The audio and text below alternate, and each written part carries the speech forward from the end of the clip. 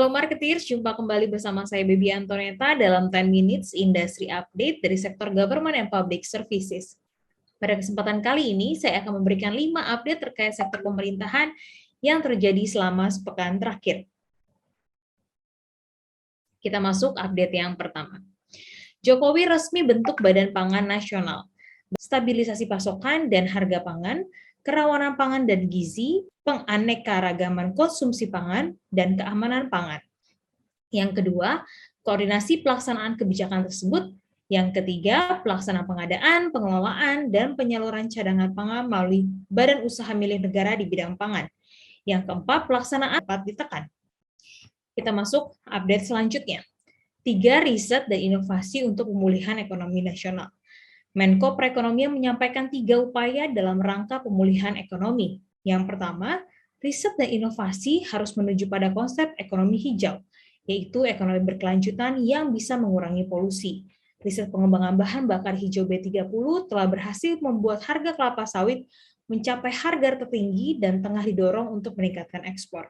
Yang kedua, upaya pemulihan ekonomi berbasis riset kedua adalah komersialisasi hasil riset. Hal ini dilakukan melalui kerjasama dengan dunia usaha. Riset tanpa komersialisasi membuat keberlanjutan terhambat. Dalam mendorong hal tersebut, pemerintah memberikan dukungan fiskal seperti pengurangan pajak untuk penelitian dan pengembangan. Upaya ketiga, memulihkan ekonomi riset melalui riset adalah meningkatkan kemampuan teknologi informasi melalui pemanfaatan data sehingga tercipta integrasi digital. Saat ini, Big Data menjadi penting dalam kehidupan masyarakat.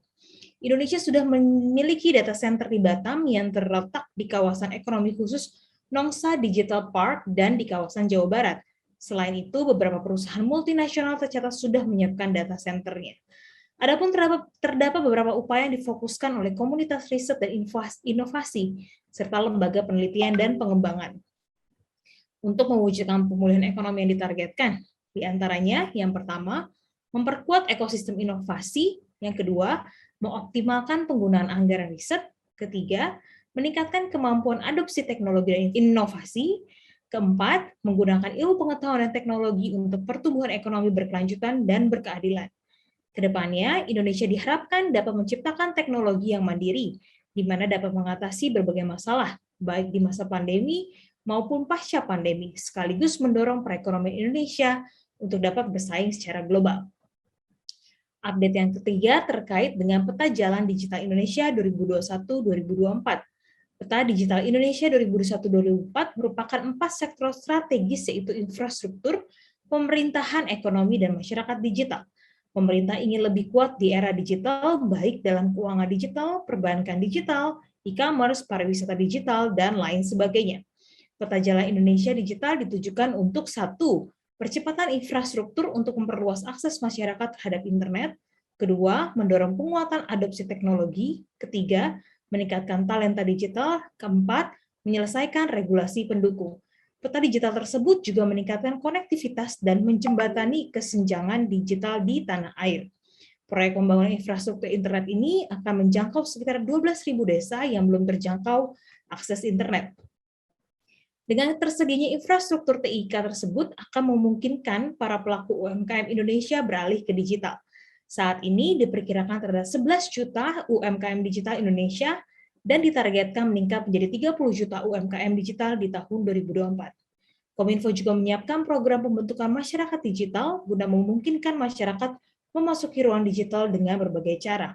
Antara lain melalui gerakan literasi digital yang ditargetkan menyasar 12,4 juta orang setiap tahun, masyarakat akan dilatih tentang digital dasar dengan kurikulum seperti etika digital, keamanan digital, budaya digital, dan keterampilan digital dasar.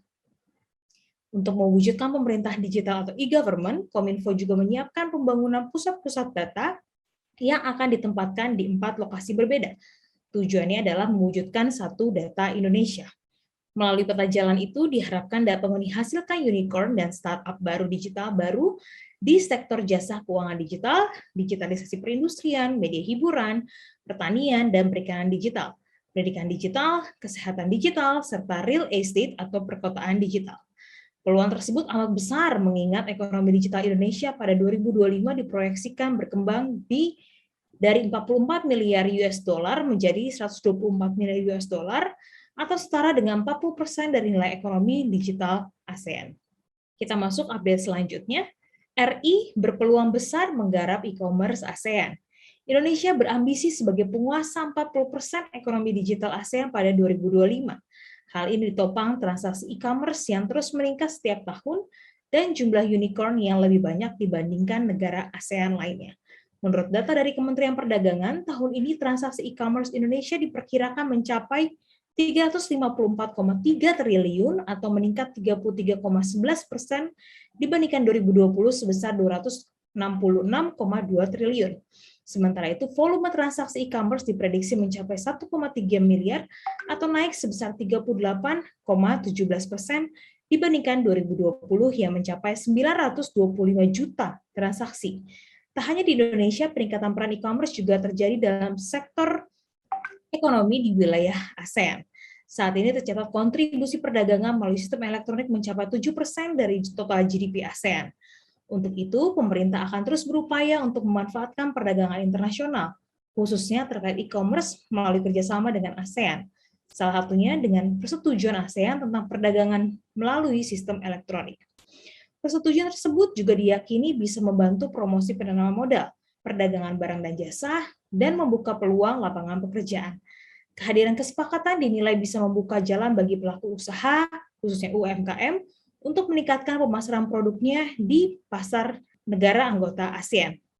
Seperti yang kita ketahui, perkembangan ekonomi digital sudah semakin masif, di mana arus transaksi digital sudah mulai memasuki gelombang kedua dan ketiga dengan munculnya pemain-pemain di sektor baru seperti health tech, education, dan financial technology.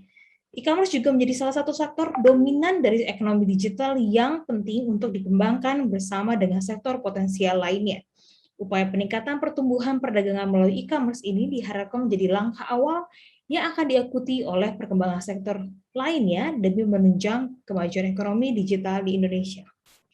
Kita masuk update yang terakhir, peran keuangan syariah dalam pemulihan ekonomi nasional di Indonesia.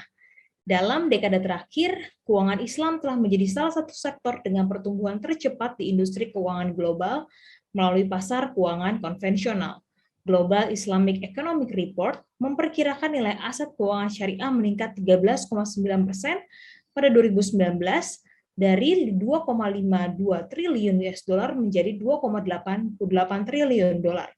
Selanjutnya di tahun 2021 sejalan dengan tren global yang meningkat, keuangan syariah di Indonesia tumbuh positif di tengah pandemi.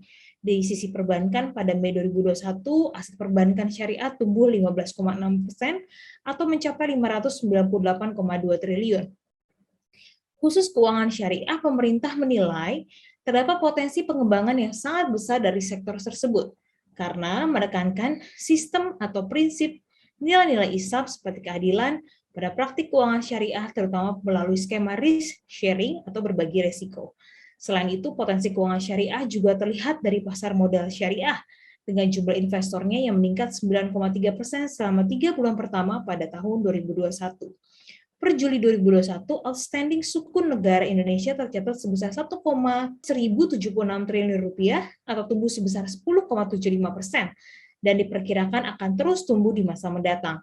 Di pasar internasional, Indonesia berada di antara para kontributor utama penerbitan sukuk global. Indonesia menjadi peluang yang sangat besar untuk mengoptimalkan pasar keuangan syariah dengan mengembangkan lebih banyak varian pembiayaan melalui suku atau blended finance. Upaya peningkatan inklusi keuangan syariah juga dilakukan oleh pemerintah melalui pemberian dukungan terhadap pengembangan produk dan layanan keuangan digital syariah. Global Islamic Fintech Report menyebutkan bahwa Indonesia merupakan salah satu negara terbesar dalam hal market size transaksi fintech syariah yang mencapai 2,9 miliar US dollar selama tahun 2020. Dalam laporan tersebut, Indonesia berada di posisi 5 besar. Keuangan syariah dipercaya dapat menjadi salah satu instrumen yang berperan penting dalam mendukung program pemulihan ekonomi dan mengurangi kemiskinan melalui pemberdayaan usaha serta ekonomi masyarakat. Marketeers, demikian 5 update dari sektor government and public services. Jangan lupa subscribe, komen, dan like kanal Marketeers di YouTube. Saya Baby Antoneta beserta segenap tim yang bertugas undur diri. Stay safe, stay healthy, dan sampai jumpa.